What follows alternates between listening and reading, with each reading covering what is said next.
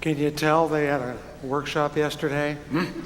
Wow, you're powered up. And I'm powered up too, in a different way though. I had the most amazing Saturday yesterday, and of course you never plan the amazing days that kind of happen to you. First of all, it started with yet another beautiful day. I told people in the early service, we're going to pay for this. There's no question.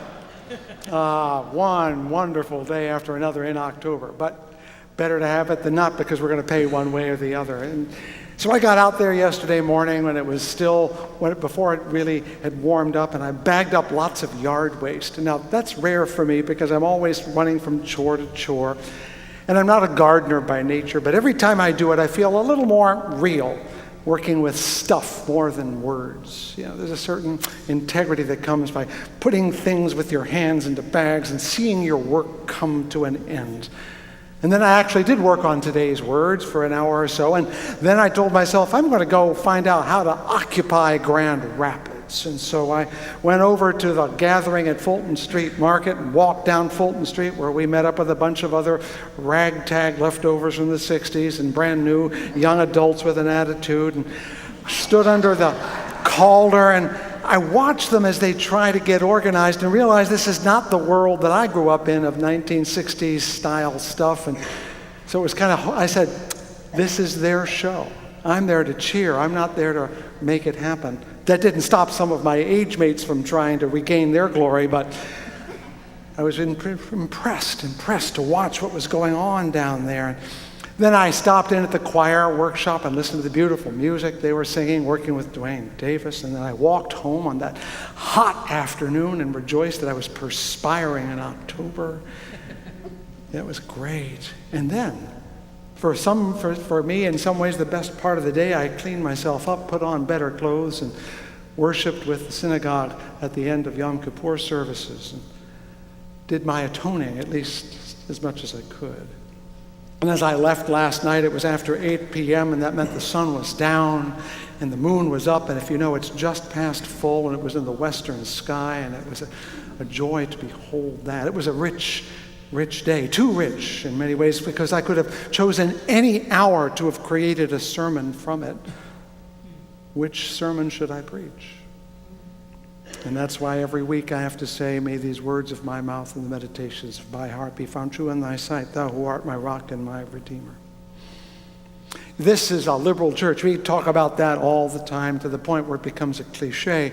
What we don't say often enough is that it's a liberal Protestant church. Protestant because we are Baptist by heritage, and the way we're organized feels like a Protestant church. And that's a fine thing, because protest is part of what liberalism is about. It protests the orthodoxies of mind, of body and heart, that it resists the conformities, and that's what drives the liberating spirit. And of course, at the end of October, we come up upon what some of you know as Reformation Day, which is actually otherwise known as Halloween, when we remember that Martin Luther started a war by putting a few words on a door of a church, challenging people to a debate.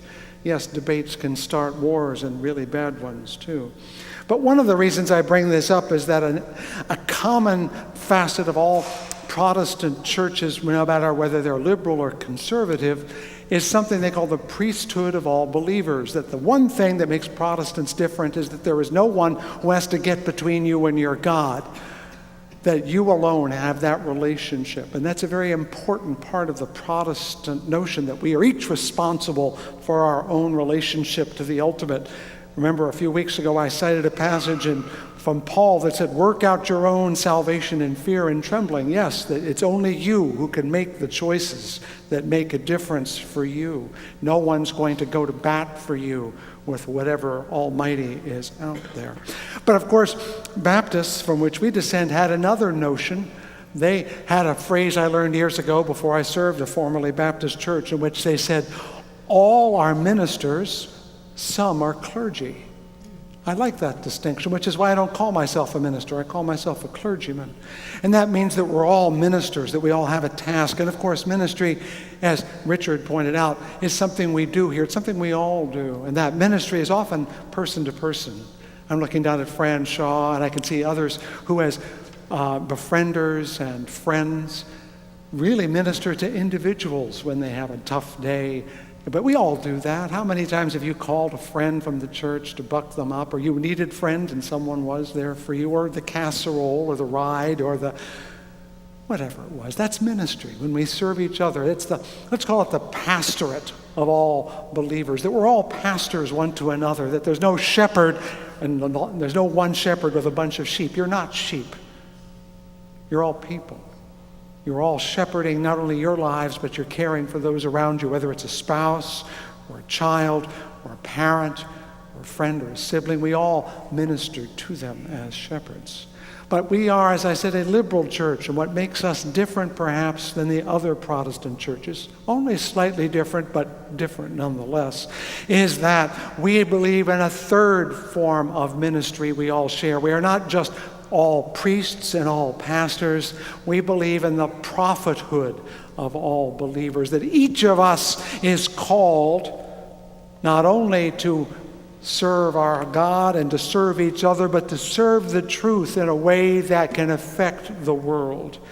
My mentor for years by book and in person was a fellow named James Luther Adams, a Baptist who became a Unitarian. And it was his notion that we are called to the prophethood of all believers. He was fond of a passage from Numbers that I've cited here more than once. Numbers is a book in the Bible, for those of you who don't keep your Bible handy, in which Joshua comes to Moses. Remember, Moses is in charge in these days, and tells them that out there in the forecourt of the tabernacle, Eldad and Medad, haven't you ever wanted to name your children Eldad and Medad? But these are real names, apparently, of two young men who were prophesying in the courtyard. That was, they were filled with the Spirit of God and were doing things that only Moses generally did. And Joshua said, "Should I stop them, Moses?" As if he was poaching on Moses' turf, you see. And Moses, wiser than Joshua, said, "Are you jealous for my sake? I wish that all God's people were prophets."